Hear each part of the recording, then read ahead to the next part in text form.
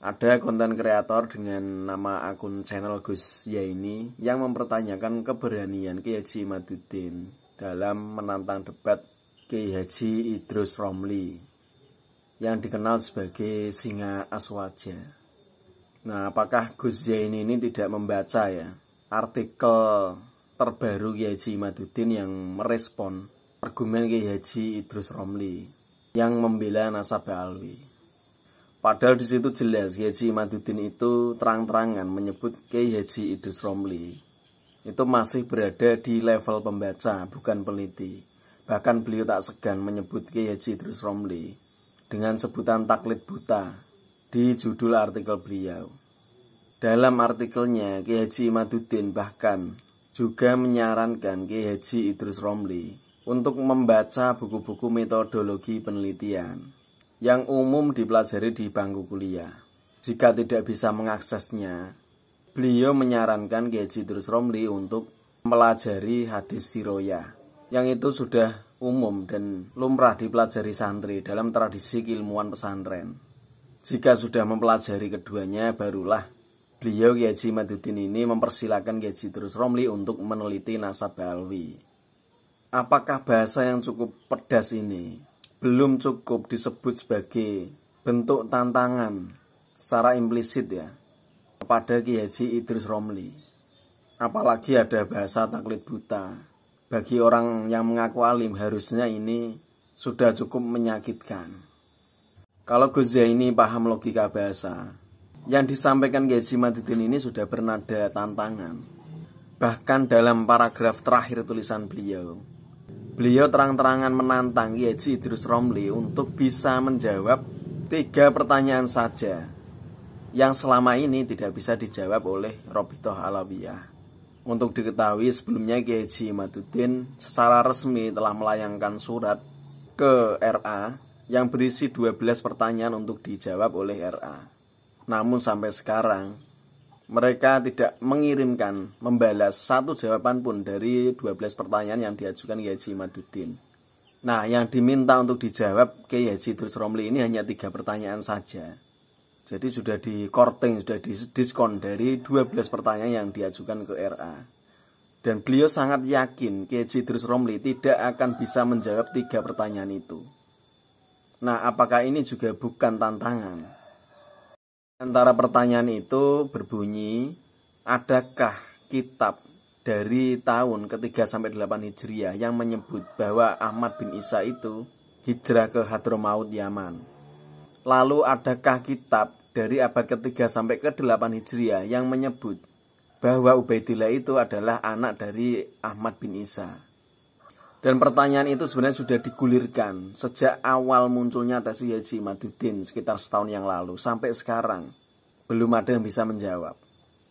Dan kini Kiai Haji Idrus Romli hadir dengan merujuk satu kitab dan dengan mudahnya mempercayai begitu saja isi kitab itu di Tobaqatul Khawas, tanpa dilandasi nalar kritis untuk berusaha meneliti, menelaah, memeriksa dari mana berita, kabar, informasi di dalam kitab itu didapatkan, hingga meneliti perawinya. Ibarat ada 2 petarung ini, yang satu itu sudah memberikan sinyal untuk menjatuhkan mental lawannya. Misalnya ini ibarat lu mau nantang gua, memang punya ilmu bela diri, jurus juga cuma gitu doang. Mending lu belajar dulu tuh ilmu silat. Kalau udah pinter, udah menguasai, datang lagi ke sini. Nah, kalau Kiai Haji Idrus Romli ini benar-benar pendekar, benar-benar petarung, benar-benar singa aswaja, beliau harusnya tertantang dan merespon, menanggapi artikel yang dibikin oleh Kiai Haji Imaduddin ini, yang khusus ditujukan kepada beliau. Kalau Kiai Haji Imaduddin itu memang dari awal beliau tidak bersemangat untuk meladeni atau berdebat, berdiskusi dengan ulama kiai pribumi. Makanya beliau tidak pernah terang-terangan menantang debat atau diskusi ulama Nusantara. Karena itu bukan target beliau. Target beliau itu RA. Karena yang paling bertanggung jawab, yang menciptakan, melahirkan masalah ini RA. Secara institusi yang menaungi para habaib di Indonesia. Ibarat RA ini bersembunyi atau berada di dalam sebuah kerajaan. Kiai Haji Imaduddin sebagai seorang kesatria ini datang dengan persenjataan lengkap dan mampu merobohkan benteng pertahanan kerajaan itu. Tapi target utama belum ketemu.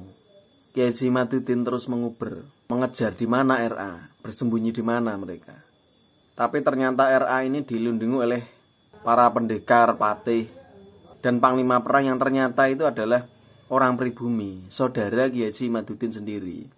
Nah, apa yang dilakukan oleh Kiai Haji Imaduddin ketika melihat yang melindungi, yang menjadi perisai bagi RA ini adalah saudaranya sendiri, sama pribumi, ulama Nusantara juga. Ya tentunya sebagai seorang kesatria yang bijak, yang masih punya rasa kemanusiaan dan menjunjung akhlak, tentunya beliau daripada melawan para prajurit dan patih yang itu sama ulama pribumi, beliau memilih menyuruh mereka untuk menyingkir, untuk minggir, karena beliau maunya berhadapan langsung dengan RA, duel langsung dengan RA, yang dari awal menjadi sasaran target utama. Mereka lah yang patut diadili untuk mempertanggungjawabkan segala kesalahan dan masalah yang diciptakan. Tapi kalau mereka, ulama-ulama sesama pribumi ini, memaksakan diri untuk menjadi perisai, menjadi tameng, menjadi pelindung bagi kaum Ba'alwi, dan mereka berkata, langkai dulu mayat gua sebelum berhadapan dengan majikan raja gua RA. Ya jangan salahkan kalau mereka juga akan terkena imbasnya. Jangan salahkan kalau peluru Kiai Haji Imaduddin itu juga mengenai mereka, karena mereka sudah menjadi tameng. Jangan salahkan kalau mereka juga ikut kena sabetan pedang Kiai Haji Imaduddin, karena berusaha melindungi RA. Dan benar saja kan, lihat saja sejumlah kiai ulama pribumi yang berusaha melindungi dan berani menjadi perisai kaum Ba'alwi. Mereka ikut kena peluru Kiai Haji Imaduddin. Mereka ikut roboh, dipermalukan, dan menjadi bulan-bulanan publik umat Islam, khususnya yang mendukung tesis Kiai Haji Imaduddin.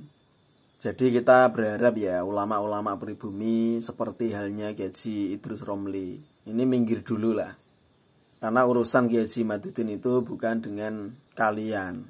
Kiai Haji Imaduddin hanya mentarget RA. Lagian juga percuma, sehebat dan sekuat apapun perlindungan kalian terhadap RA, pasti akan roboh. Karena kebenaran pasti akan menemui jalannya. Wassalamualaikum warahmatullahi wabarakatuh.